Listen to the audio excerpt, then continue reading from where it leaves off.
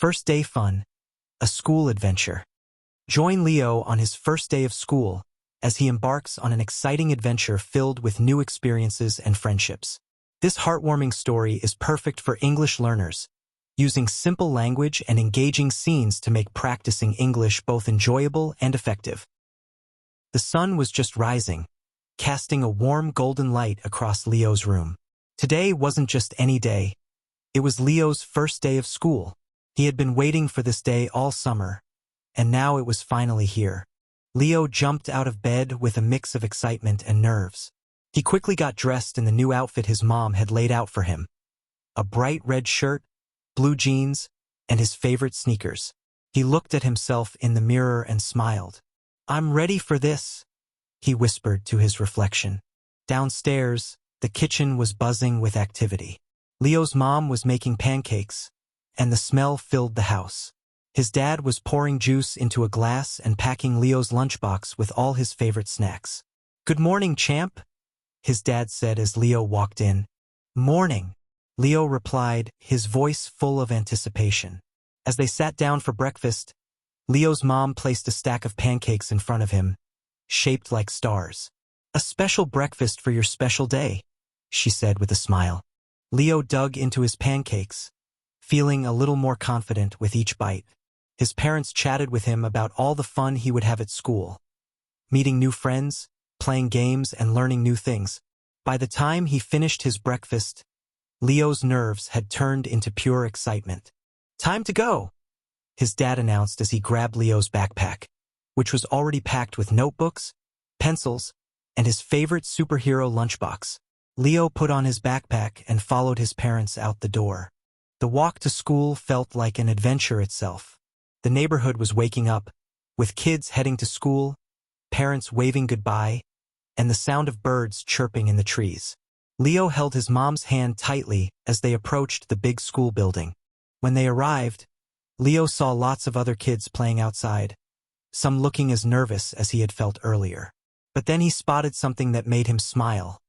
A group of kids playing with a soccer ball. Leo loved soccer, and seeing the kids play made him feel a little more at ease. Leo's mom knelt down beside him. "Remember, Leo, today is going to be a great day.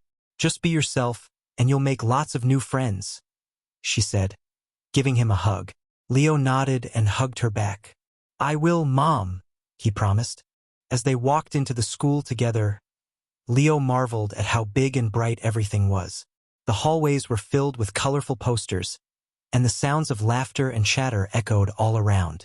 Leo's classroom was at the end of the hall, and when they reached it, his teacher, Mrs. Johnson, greeted them with a warm smile. "Welcome, Leo. We're so happy to have you in our class," she said, shaking his hand. Leo smiled shyly and glanced around the room. The classroom was filled with books, art supplies, and even a cozy reading corner with bean bags. "You can choose any desk you like," Mrs. Johnson said, pointing to the desks that were arranged in small groups. Leo spotted an empty desk next to a boy who was playing with a toy car. He walked over and sat down. "Hi, I'm Leo," he said to the boy. The boy looked up and smiled. "I'm Max. Do you like cars?" "I love them," Leo replied, happy to have found something in common with his new classmate.